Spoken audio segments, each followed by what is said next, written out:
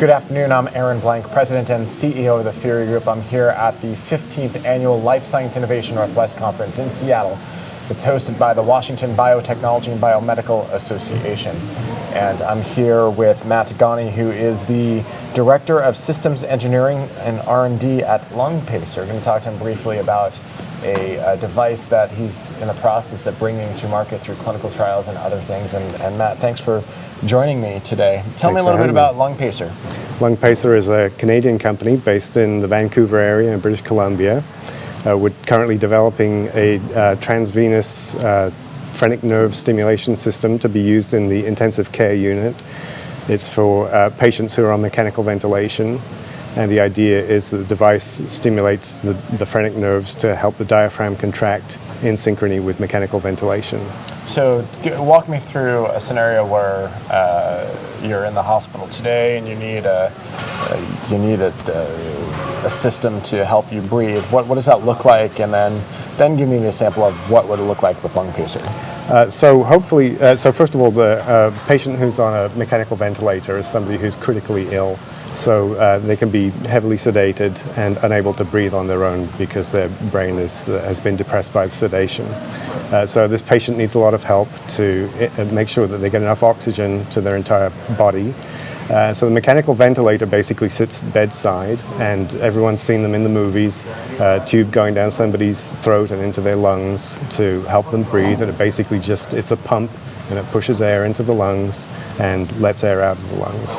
So what the Lungpacer device would do would be to sit alongside the mechanical ventilator right next to it and basically detect when the ventilator is trying to push air into the lungs and deliver a stimulus through the catheter that's implanted into the patient to make the diaphragm contract in synchrony with the ventilator. How did you guys come up with the idea of this? It was the brainchild of Dr. Andy Hoffer, who's the founder of the company. He's out of Simon Fraser University in the Vancouver area.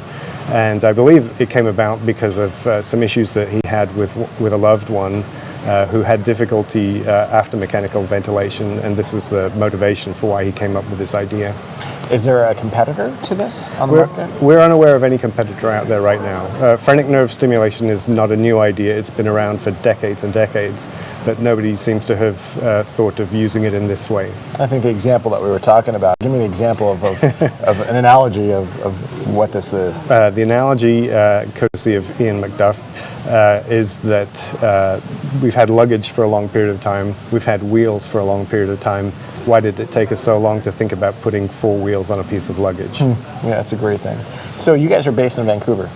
Yes, that's right. And tell us a little bit about the difference between doing business and life sciences in Vancouver versus here in Seattle and Washington State. Well, vibrant community in both places, slightly different focus. The primary focus of the community here in the Seattle area seems to be biotech, with a little bit of medical devices.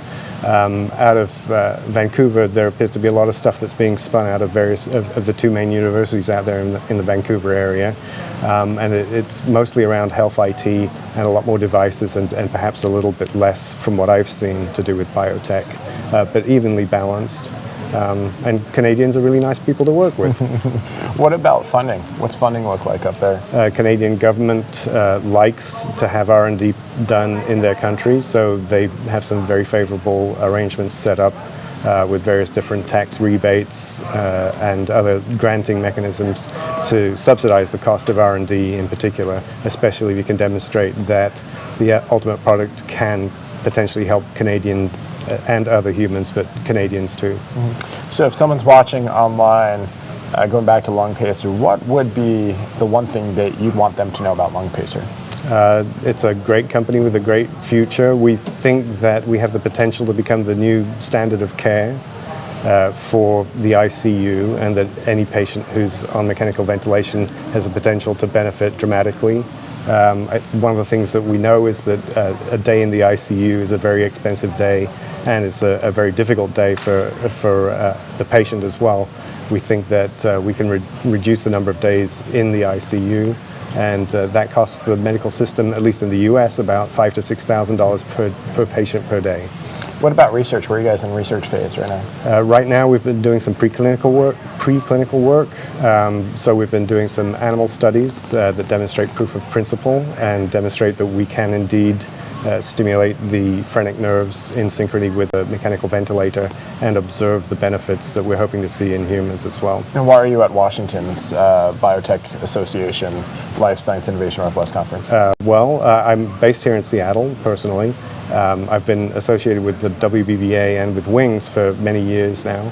And Lungpacer is basically making presentations here at this conference in order to raise the profile of the company and just make people more aware of the good things happening in the region in general. Mm-hmm. Anything else you'd like to add? No, I think you got it. Yeah, great. Well, Matt Gani, who is the Director of Systems Engineering and R&D at Lungpacer, it seems like it's a device that we'll be hearing a lot more about in the next couple of years. Matt, thanks so much. Thank you very much, Aaron. Yeah.